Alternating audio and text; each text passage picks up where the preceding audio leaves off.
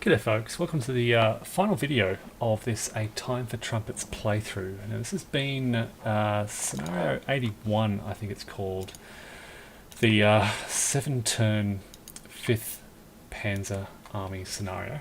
It's a 7-turn scenario and I finished it earlier today. And spoiler alert, it resulted in a very, very narrow American victory. The Germans captured all their objectives bar Steinebruck, which is fascinating because this was the first objective the Germans captured. They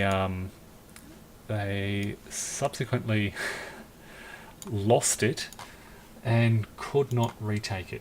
It was a very, very tense and close sort of final push by the combined 18th and 62nd Divisions of the 66th Corps, but they just couldn't punch through this very heavily held American position. There's 19 combat factors here. To be honest, they've got artillery behind the lines, but on this final turn, they did not have a lot of artillery to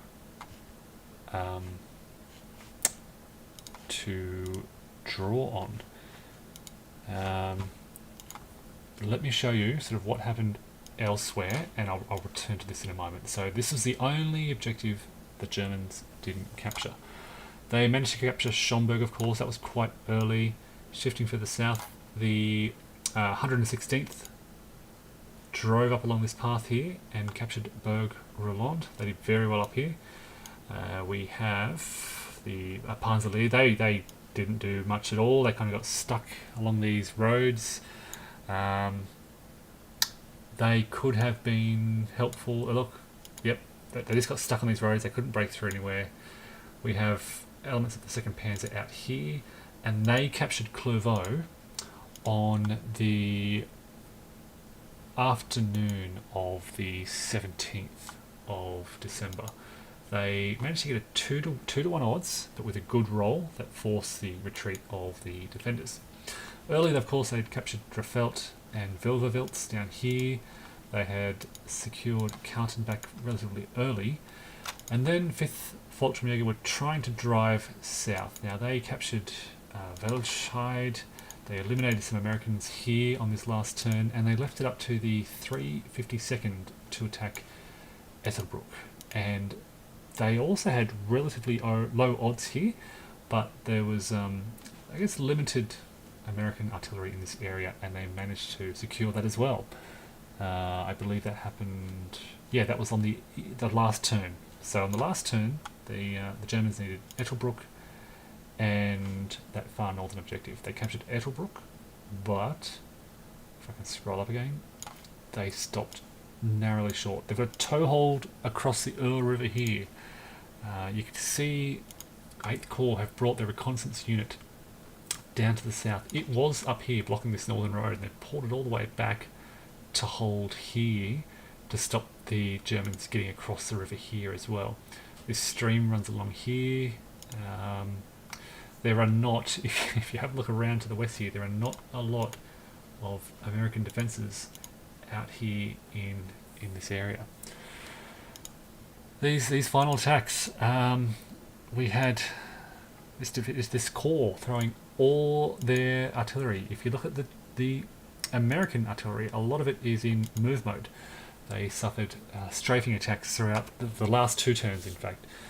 The Germans threw a lot of aircraft, well, not a lot, but all available aircraft pretty much at this area to strafe throughout here. And they were more successful on this final turn. Well, maybe it wasn't the final turn, sorry, it was the afternoon turn. Because they had no aircraft on this last turn. But on this on the 17th of December afternoon turn, they did disrupt a lot of this American artillery. So as a result, they didn't have a lot. You can see some guns up here, some guns there, and some guns there, but there's a lot that is in move mode, and both of these in move mode as well, because of the effects of that disruption. So it's been it's a very good scenario. It does start off relatively slow. The Germans cannot move very far, particularly around here. The 116th and the 560th, they struggle with this wall of American defenders. It is a slow grind. They're really picking these forts apart one by one by one, and you're looking. They're confronting these one or two combat factor dispersed American units, and it's just, particularly throughout the 16th, they were butting their heads against this wall. They finally got the breakthrough. The 560th got the breakthrough. To be fair, they managed to put that line of forts out of supply, out of comms, preventing them from drawing on artillery, and that was critical in that final series of attacks, which wiped out the defenders and enabled them to move through. That was happening, and they were looking towards crossing the Ruhrberg just as it wasn't them, it was the 2nd Panzer were driving up from the north.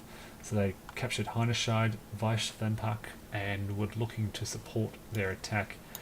And they advanced along this road here, helped by the 560th, of course, on their left flank, which helped them get the job done. 2nd Panzer did very well around here. 26th did very well in the south. They were the first across the Ruhr, captured Drefeld. They captured all 3 of these objectives without the 2nd Panzer. 2nd Panzer struggled a little bit in the north here. They just could not get past this Trois-Vierges area because of zones of control. It's a tough hex being held here, and they just could not push the Americans out. 5th Volksjäger had relatively little opposition to deal with, so they captured their objectives relatively easily. 352nd struggled. They've got sort of these twin towns of Diekirch and Ettelbruck, so they had probably a greater task, but as I said, they captured Ettelbruck on that final turn.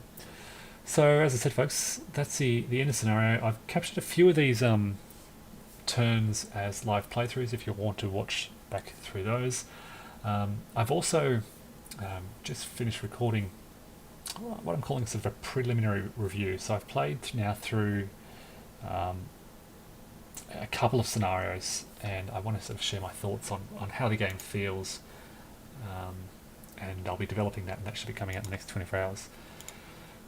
So I will close off this scenario now.